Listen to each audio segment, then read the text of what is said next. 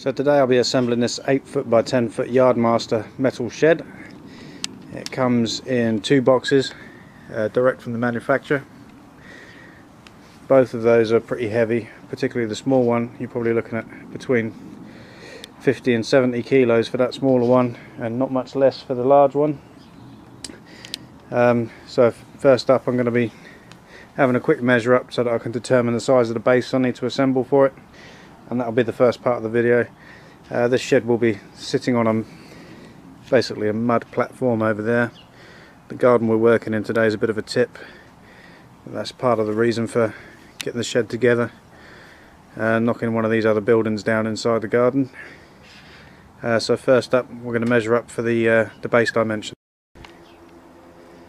And just a quick preview to the unboxing here. This is what you're presented with as soon as you get the boxes open. Just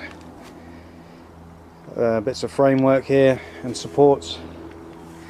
There's more of it underneath the cardboard inner boxes here.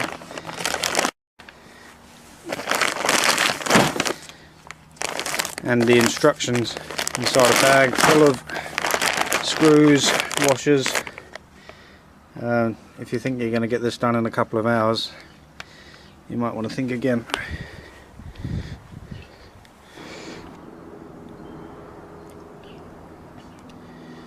Okay, so I've got the base rail set out here. I'm kind of learning as I go with this, but essentially you have to follow these instructions, which are not exactly clear.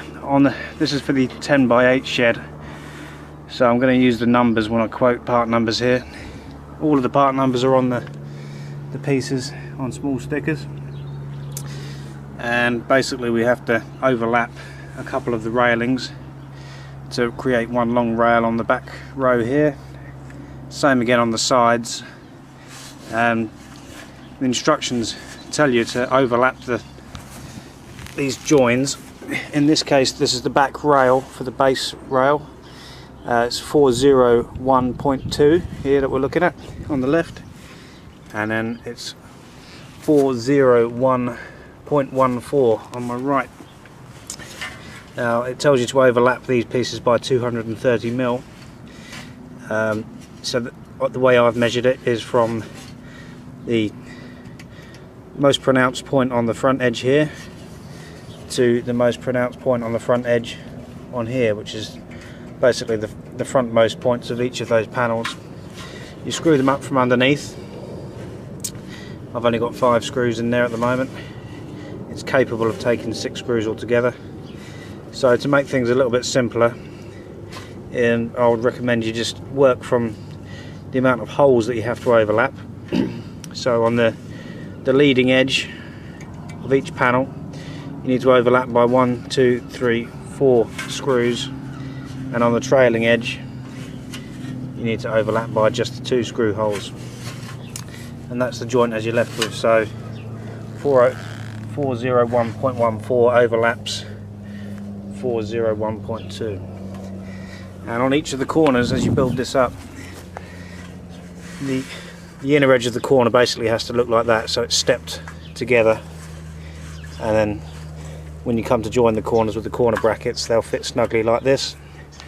This is the side rail we're back onto now, and again 230 mil is the quoted overlap, and it's 1, 2, 3, 4 screws on the leading edge, and 1, 2 screws on the trailing edge. Again screwed from underneath, and ensure that you've got the corners steps down inwards, almost a mitered corner if you like, to the next corner. This is the front rail here with the step through plate, just 2 screws holding that together, and as you can see, each of the corners basically has to align with a mitre joint to meet up with the next corner. I have found that this corner, the screw holes are small on both the upper and the lower joint. I'm not too worried about that. I think half of these panels will be manufactured in mass production, of course, so the holes might not always marry up exactly as they should do in terms of sizes, but they should all marry up in terms of their distance between each other. So when you put the screws together, you're using the bag that's got the longer screws in. This should be labelled as number 1, and labelled as bag number 12 is the plastic weather seals, and you just basically pass the screw through that first from the underside. Bear in mind, some of these holes might not be fully punched through from the factory. You can usually just poke them through with a screwdriver or just drill them a little bit. That's the base rail more or less complete, and on each of the corners I'm going to be fitting this plate here.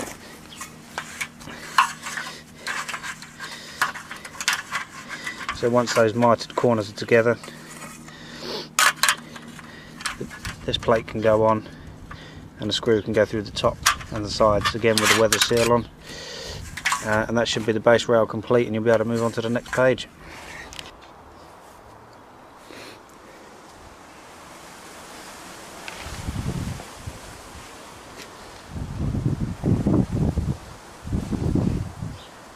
Right, so as I'm going for a timber base for my Yardmaster shed, I've gone ahead and assembled that.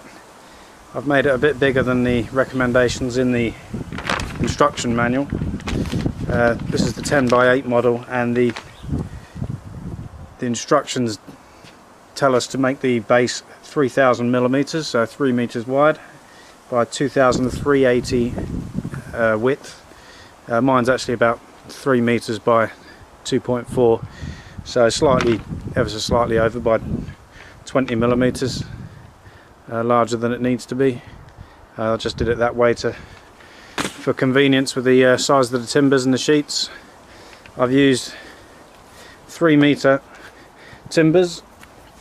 These are supplied by Wicks, and they're 75mm by 47mm, which equates to about 3" by 2" timbers for the rails. I've put a couple of extra noggins there across the front and across the rearmost runs, just because I had some timber left over, and it supports the frontmost and rearmost walls of the metal shed. I've used OSB board, which is 2.44, so 2440mm by 1220mm. I've used 2.5 of those to go across, and I'll lay out the base rails in a moment so you can get an idea as to how the shed will take up that space that I've provided for it. So that's going to go down onto some shingle, I expect, just to assist in drainage. I've treated all the timbers as I've gone with deck sealer, and I'll do the same for the plyboard, the OSB sheet, and that should just protect it from the weather for a while. I'll lay this down now and lay the framework out for the shed to give you an idea of the use of space.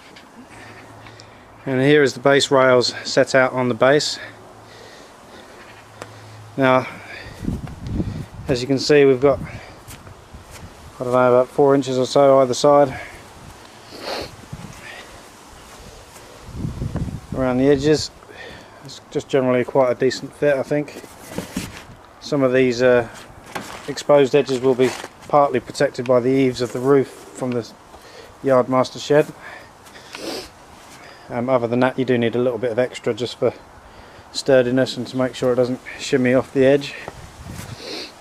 Now, the external measurements for the base rails themselves, once they're assembled, is width-wise is 2830mm, which is approximately 9 foot 3.5 inches this way,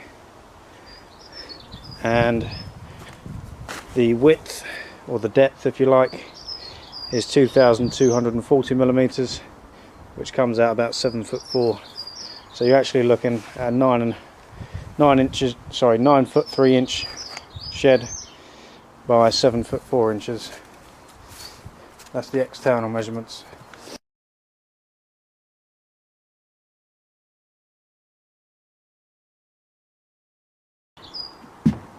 This being the 10x8 shed, part numbers are as follows, which is at the back right here I've got 401.14, and that overlaps by 230mm, or by 1, 2, 3, 4 screws on the back edge. That overlaps 401.2. That completes your rearmost base rail. For your right hand base rail, 4001.2 goes to the far right corner, and that overlaps by 1, 2, 3, 4 screw holes, or 230mm. That overlaps part number 401.01 for the near right corner. Over to the left hand side, the longest rail for the far left side is 401.2. That overlaps by 1, 2, 3, 4 screw holes again.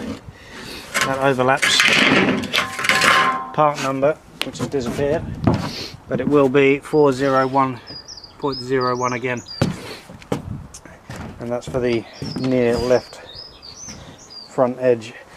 Now the frontmost beam consists of just 3 pieces. There's a 408, 409.3, I think that is. Basically these two are identical, and they connect together with 2 screw holes to the threshold bar, which is 608.3, and that goes with the longest leading edge, goes facing into the shed, leaving the shorter ramp at the front. There are your base rails assembled, and they'll just need to go together with the corner plates to meet up like this in a mitered edge, and that'll be the next part of the video, building up from the base rails.